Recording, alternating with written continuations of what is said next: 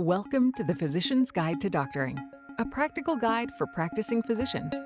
Dr. Bradley Block interviews experts in and out of medicine to find out everything we should have been learning while we were memorizing Krebs cycle. The ideas expressed on this podcast are those of the interviewer and interviewee and do not represent those of their respective employers. And now, here's Dr. Bradley Block. Dr. Maxwell Cooper, thanks so much for coming on the podcast. Brad, thanks so much for having me. Really appreciate it. So you have quite a few irons in the fire. And so let's talk about the DaVinci Academy first. What is the DaVinci Academy?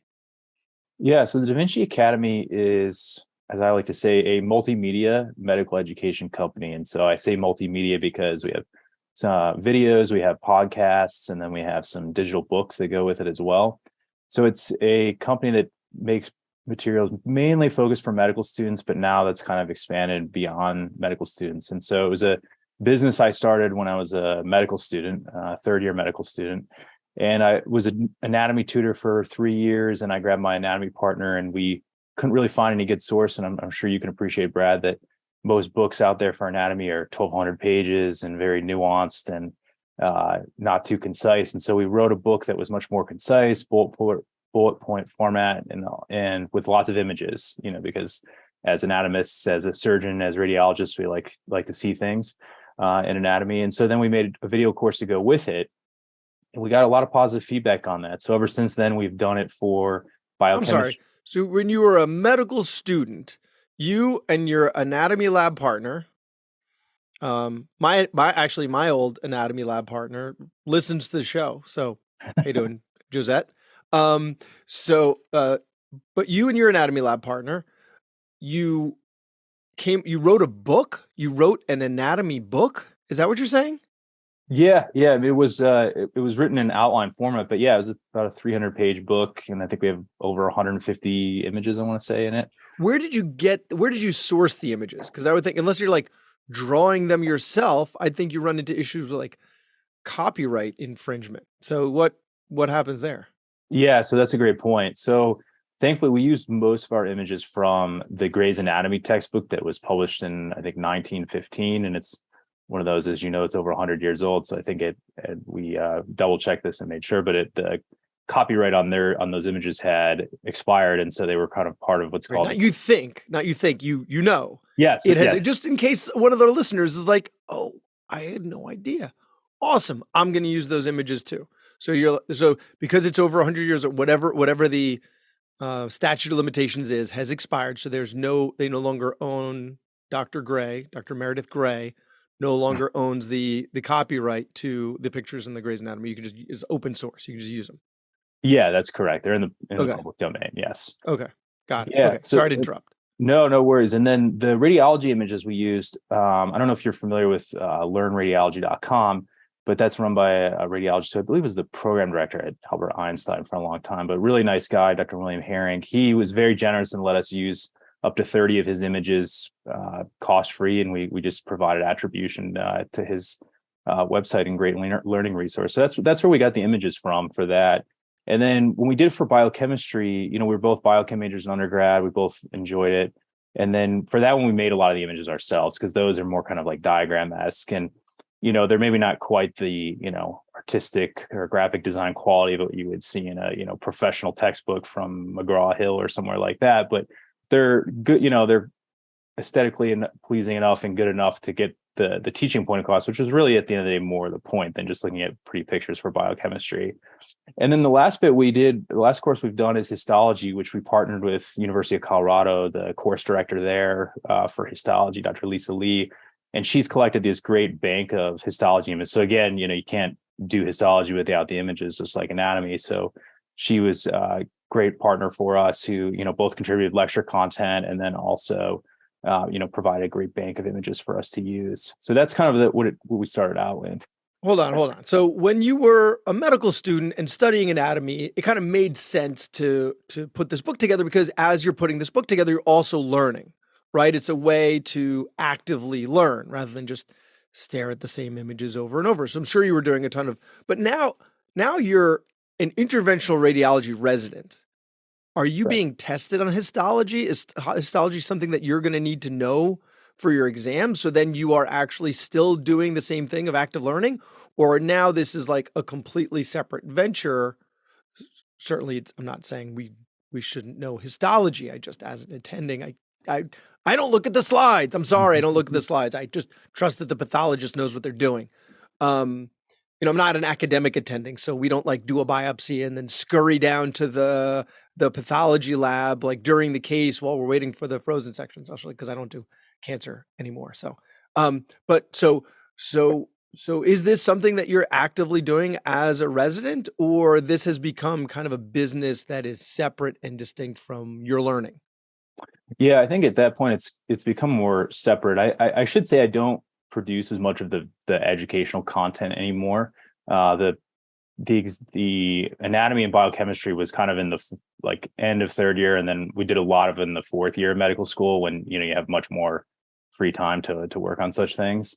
And then the histology was kind of spread out over my intern year, which I'm not really sure how I did that when I look back on it, because my intern year was I did not do one of I know a lot of people in radiology do those Cush intern years. I did not do one of those. It was at a county hospital here in Atlanta. But yeah, somehow I made that work. And then now it's kind of, we've moved most of the video content to YouTube. We're still in the process of doing that. So we're kind of letting YouTube do the marketing for us, if you will, because I just don't have the time to, unfortunately to, run a marketing campaign and do all those types of things. And I used to do some of that, like reaching out to schools and making partnerships and things like that. But it's, as you know, Brad, as you go through residency, your priorities evolve. So now the majority of my time with DaVinci Academy is mostly spent on the DaVinci Hour podcast, which I imagine we'll talk about here in a little bit. But yeah, that's kind of where more of my time evolves. And then the other podcast I did for a little bit, haven't really produced much episodes, which was DaVinci Cases, which was kind of along that same vein of medical education, which was a kind of USMLE style case that we put out maybe once a week, every couple of weeks for a long time, and was fairly popular among medical students. And that kind of just covered anatomy, physiology, and pathology. Those were kind of what we looked at to cover with those. So how are you monetizing the DaVinci Academy? It took all this time and effort. It's not like you're just going to give all of this away for free. So how are you monetizing it? Yeah, so initially we ran it as video courses that were kind of behind a paywall. And we had some success with that. But again, it takes a big marketing campaign to do something like that, to get the word out. And it's one of those, it's kind of where your priorities lie and where your bandwidth lies, really, as I've gotten more busy clinically with residency. And so we've kind of shifted more to, thankfully, we just hit 1,000 subscribers on YouTube. So now we've reached that threshold where you can monetize. So we're moving things over to YouTube and kind of going the monetization route of YouTube, if you will. So we're hoping to continue to grow our following on YouTube in that way. So that's where we're hoping to monetize it. And then the books you can buy on our website for varied prices, depending on if you get the digital or hard copy version. So the ads, this is on YouTube, but I'm not that familiar with how YouTube works. So once you hit 1,000 subscribers, then you have an ability to it's just passive income, like as ads play on and you get more views, you just get income from it. Yeah, it's a nice program that YouTube set up that, as I'm sure you've seen when you browse through YouTube, you have ads for Pepsi or other brands, whether major or not so major brands. And yeah, every time it's one of those, is a snowball effect. The more views you get, the more subscribers you get, the more, watch time you get, the more money. And so, yeah, YouTube takes care of, sourcing the advertisers and everything like that. And yeah, so it's much more of a passive income. The other way we hope to monetize it is there's Google Ads, which you can place on your website. And so we're hoping to, incorporate that. Not to be, it's kind of a balance. We're kind of working through that still right now, because you don't want to be obnoxious with it. But there's a couple education sites I've seen that integrate it well enough that it's, you notice it, but it's not obnoxious to the person who's trying to use it. So I don't want to be one of those where 1,000 pop-ups come up. Yeah, it's like you're driving down the road. I'm sure, I don't remember where that was. Maybe it was like Las Vegas, where it's just like billboard after billboard after billboard. I think it's from like the 50s. You don't want to be that to people's brains. Absolutely. Yeah. Okay, so sorry. So the DaVinci Hour podcast works to promote the DaVinci Academy. So that's just a nice way for you to market and draw more attention. organically, but what is the DaVinci Hour podcast? Who are you interviewing? What's the subject matter?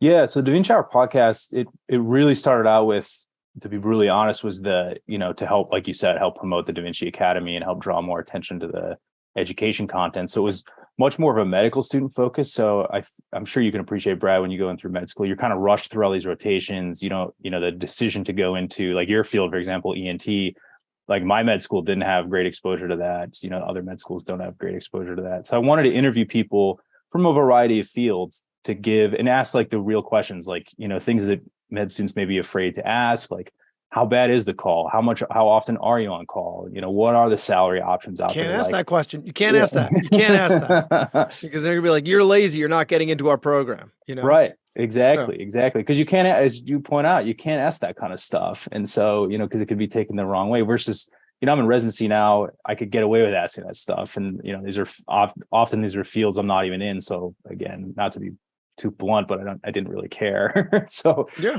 And then it also started out with they have no leverage over you. That's it. This is such a hierarchical field that we're in, where the further along you get, the more leverage you have, or the less leverage that other people have over you. And also these people who aren't in your program, they're, often they're looking to promote something, and that's why they want to be on your show. So yeah, they don't have, you're not a student. They don't have leverage over you anymore. So 100%. Yeah. So it also began, with probably my first 8 or 10 guests, I'd say, were people I knew very well, either friends of mine or from medical school or residency here, and then, or mentors I had in medical school or here. And then it kind of expanded. And what I found was I would always ask people about not just their clinical, obviously that was a main focus, especially in the beginning, but then their activities out. So I would ask people about their research, or if they were working on a medical device or some kind of digital health technology, or a couple early guests had written a book. And so I asked them about that, and they were kind of doing the book tour thing of promoting their book. What I found was from, people that would listen to it that would give me feedback. They said, hey, we really like hearing about these things kind of outside of, we like hearing about the clinical practice, but what doctors are kind of doing outside of clinical practice is really interesting. And so it's really evolved to now where the way I describe it is really anyone who's making an impact on healthcare, because I don't just interview, probably most of my guests are probably still physicians, but not all of them are. So there's a lot of med tech innovators, people developing either medical devices or digital health technologies, and really having them walk us through, because at the end of the day, with especially with those, what you see is the final product. You don't see the years and years that went into, developing these things. And then, we have another variety of guests, especially for physician entrepreneurs, how they balance that. How do they become, how do they still practice and, do their entrepreneurship? Or if they gave up their practice to do entrepreneurship, what was that decision like? Again, that's not something people necessarily ask them. But I think, one point or another, many physicians consider, leaving practice and doing something else, which I could only imagine at this point in my career, that could be a difficult decision given how much we go through to become physicians. So yeah, sometimes not, or sometimes not. It's funny.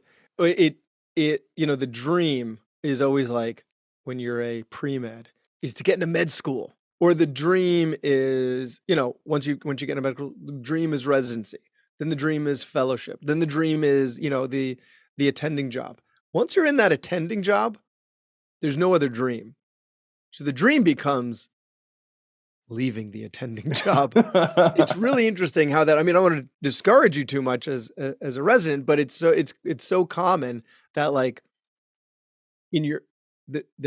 because there's no like next step, it becomes, well, what can I use my medical knowledge to do to make money without seeing patients? Not all of us, but it's a really common theme out there. Or what can I do so I don't have to do full-time practice and can part-time? So, it's not always such a hard decision. It's not always. I still see patients full-time. I still see it. This podcast is not going to pay for my children's college education.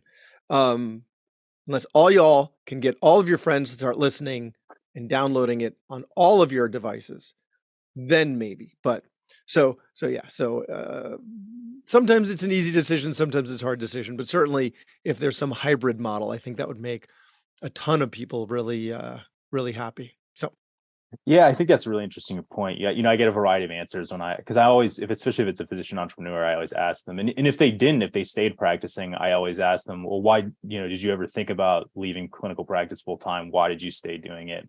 Because some of these people made enough money in their other endeavors, they theoretically didn't really need to stay practicing. It's always interesting, because you make a good point, even doing it part time, you do it more, I guess, I would think for the love of it that point than necessarily the financial gain. And yeah, I get a variety of answers. I mean, some people, like you said, they said it was very difficult. Other people, like you were talking about, say no, what they kind of reached that point in their career, which I think that's an interesting point. There's always that next thing. There's always that next thing, and you're not really working. And one of my guests even brought that up, who had left full time, who had left practice completely to go pursue other pursuits.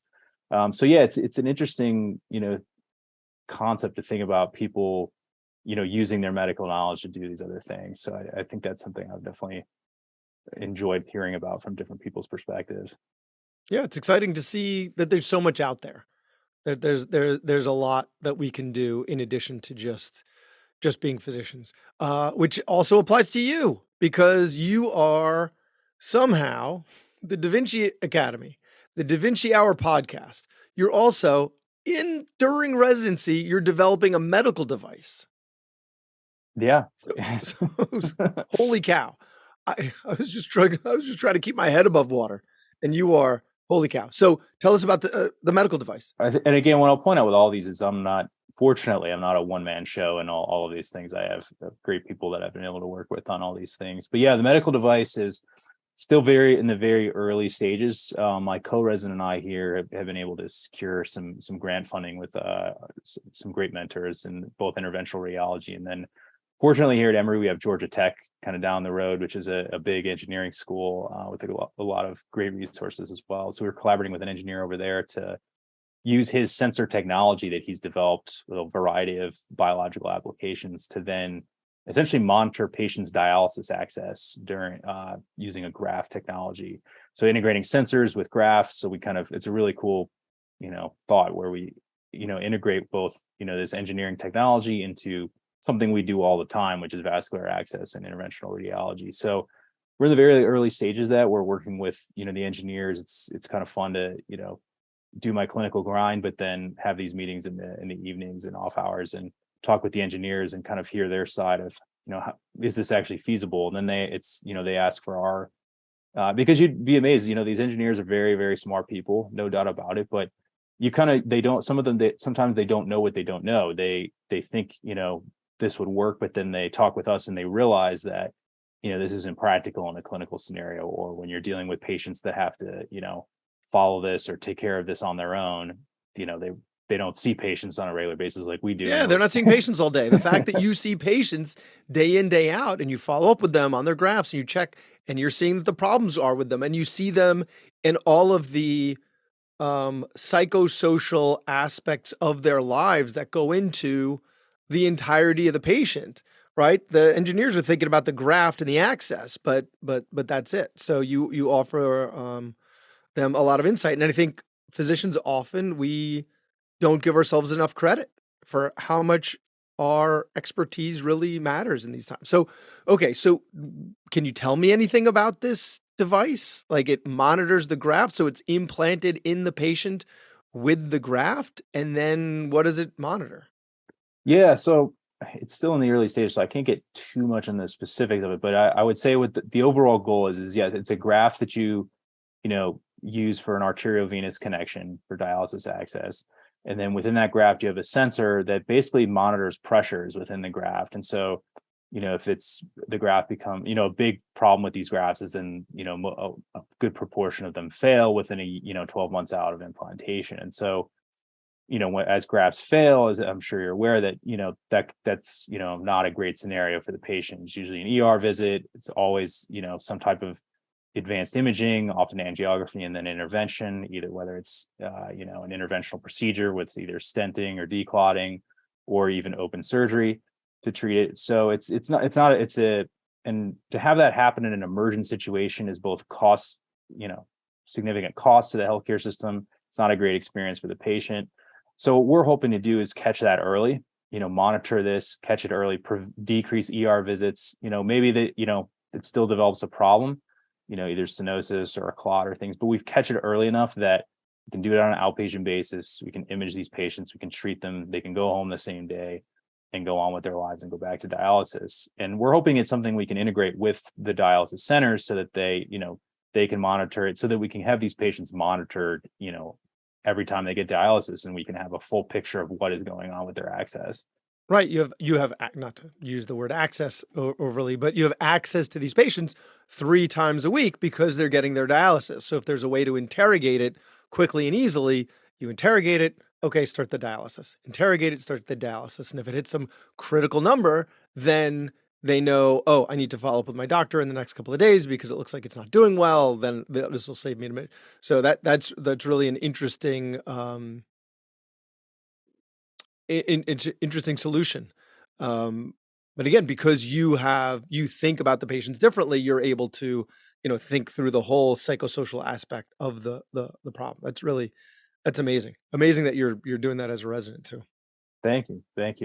Yeah, no, it's a great team, and it's I'm just happy to be learning the process. I look at it almost like dual training. I'm obviously training clinically, which is the primary focus, but I've always wanted to learn the device development process, and really whether I really hope this works out and helps patients. But even if it doesn't work out for a variety of reasons, I'm learning that medical devices cannot work out. I'll at least, for me at least, to learn the process along the way, which then I can take to the next idea I have down the road. Yeah. And the team, sometimes you find who works well on your team and who doesn't work well on your team. So you can bring them to the next device. So what are some other things that you've learned about the device development process? Yeah, so it's a very long and arduous process. Sucks, and I wouldn't do it again. Okay. I would say right off the bat, and I'm again, as I would call myself, a novice in this area. It's if you're looking for it, like you were talking about with other podcasting, if you're looking at it for a way to make a ton of money, I think there's better ways to do that out there. It's kind of what some of the things you've talked about on your show, Brad, with real estate investing and some other investment opportunities. I think there's better ways and less headache ways to make money out there. So I think obviously there is the great financial gain out there that can happen, and that's something you actually have to consider, because whether you care about making a lot of money or not, at the end of the day, what I've learned is even in the early phases, you have to think about, how is this going to get paid for? How is this going to get reimbursed? Not just for the physician, but for the hospital itself. These are things that can kill a great idea, if they're not thought out, well. Again, like we were talking about how this integrates with in our idea specifically, how it would monitoring with dialysis access. Where does this fit into the whole workflow of like you were saying, these patients get dialysis 3 times a week. That's 3 times a week we can provide monitoring, versus doing monitoring at home, which it's funny, we just had a meeting last week about this, where some of the consultants we're working with on this said that's a whole, as far as the regulatory aspects of that, which is a whole other rabbit hole. The regulatory aspects, if you're going to have patients monitor it themselves, there's a whole other level to that. There's a whole other level to the development of it. So having healthcare providers provide that monitoring in those scenarios, in those controlled scenarios, we learned is at least initially the better route to go. So yeah, I think what I've learned so far is that even though you want to focus on the idea and the technology, you really have to think about some of these. It may, as ridiculous as it may seem, you have to think about these end product things, where where does this fit into the whole workflow? Where does it fit into reimbursement? Where does it fit into, it can't just be anymore, unfortunately, because the physician likes it, or they think it's cool, or it makes their job easier. Unfortunately, they don't care about us enough. It's got the home run out there, the holy grail, is one that the physician likes. It improves workflow, it improves outcomes, obviously, and then it saves the hospital a lot of money, or the healthcare system. I mean, that's who are you saving money? Because whoever you're saving money is the one who's going to have to pay for it. So then you got think of it, the whole economic aspect of it. Okay, this is how many grafts per year fail. This is how much money an admission costs. Actually, admissions make the hospital money. So you're cutting those out. The hospital's going to make less money. Maybe you're going to have to pitch it a little differently the health insurers are the one who's paying for the hospital stays. So they're the ones that are going to pay for the device. You're going to have to pitch it to them because they're the ones that are going to have to reimburse for it. Okay, we're going to save you this amount of money per year per graft. And yeah, sorry. Absolutely. Sure. Take that idea for free. No problem. I will, my normal consulting fee, I will waive. So what about the device development process? Like who's paying for this? Who's paying for the device development? Oh yeah, no, that's a great question. I mean, the funding is always it's always the the $1 million question, if you will.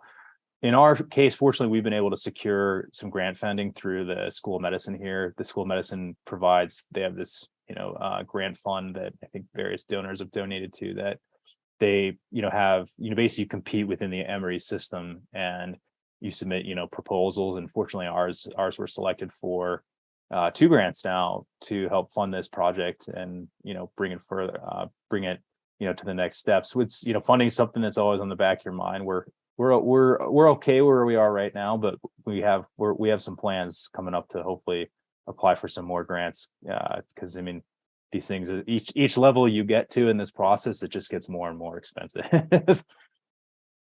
And then Stryker or Medtronic, they're going to find you, they're going to buy you, and then you'll decide whether you want to continue practicing medicine or not, because you've already private equity has decided to buy your product. So actually that's the next question, right? Who owns the product? Because when you're in a residency program, you're an employee of the university, you're using their resources. I would think the intellectual property is theirs, not yours. So how is that working for you? No, that's a key question. And that's something I ask a lot of my other guests on my podcast about as well, with as far as how to protect your intellectual property, who owns it.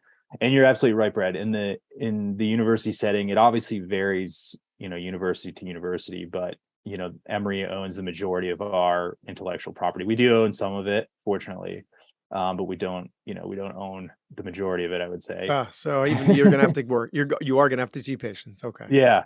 And so I don't think they'll be signing into this podcast years from now from my island of the Bahamas, but but nevertheless, we'll own a piece of it per se. But yeah, I think obviously, if you're out in private practice, the benefit of that is, as and again, it depends on the contract you sign. I've heard of some practices out there where they want a stake of what you're working on. There's different viewpoints on that. Whether you own, and then I've heard other deals where the practice doesn't really care. You own, pretty much 100% of what you do outside of the workplace. And so, yeah, those are kind of, as far as I know, the two. The other ones where you can get really nailed is if you work for like a corporation that does, if you, I guess, leave medicine altogether and do, device development at one of these big companies, then that's your job. Yeah. I mean, that's what you're being paid for. That's what your salary is paying for you to develop the devices. Your resident salary is not paying for you to develop this device. It's paying for you to all of the responsibilities that you're hopefully not shirking in order to develop your device. I'm sure not, right? What you're doing is above and beyond. So that makes sense. You're working for a company. That's what they're paying you to do. Absolutely. Yeah. Whereas with private practice, I'm in private practice, and honestly, I don't know. If I was to start developing a device, what would happen? I'd have to go back and look at my contracts because it's nothing that I do, but it also might be on a case by case basis, right? Like if we wanted someone to work for us or work with us who has this background, they might be able to convince the powers that be to carve something out so they can continue to have an incentive to continue doing it. And I would guess that despite what they may say to you initially, like there's, we're talking about leverage. There's leverage there to negotiate that. So, they keep a % or something, but still incentivize you enough to join them and produce, if that's where your interest lies. So keep that in mind, when you're applying for jobs. So if people are interested in your podcast, if people are interested in learning histology and anatomy from you, where can they find the YouTube channel? Where can they find the podcast? Yeah, so the podcast is just the DaVinci Hour, and you can search that really any major podcast platform, Spotify, Apple Podcasts. The video portion goes up on our YouTube channel, which is youtube.com at DaVinci Academy Med, MED. So that's where you can find our channel. Our website is www.dviacademy.com. And yeah, we try to put out episodes every week or so, depends on what my schedule is. I was hoping to put an episode out this week, but I don't think it's going to happen, to be honest with you. It's going to have to get pushed to next week. We better hop to it then. We better hop to it. All right, Dr. Maxwell Cooper, DaVinci Hour Podcast, DaVinci Academy, and device developer extraordinaire. Thank you so much for your time. Thank you, Brad. Really enjoyed it. That was Dr. Bradley Block at the Physician's Guide to Doctoring. He can be found at physiciansguidetodoctoring.com or wherever you get your podcasts. If you have a question for a previous guest or have an idea for a future episode, send a comment on the webpage. Also, please be sure to leave a 5-star review on your preferred podcast platform. We'll see you next time on the Physician's Guide to Doctoring.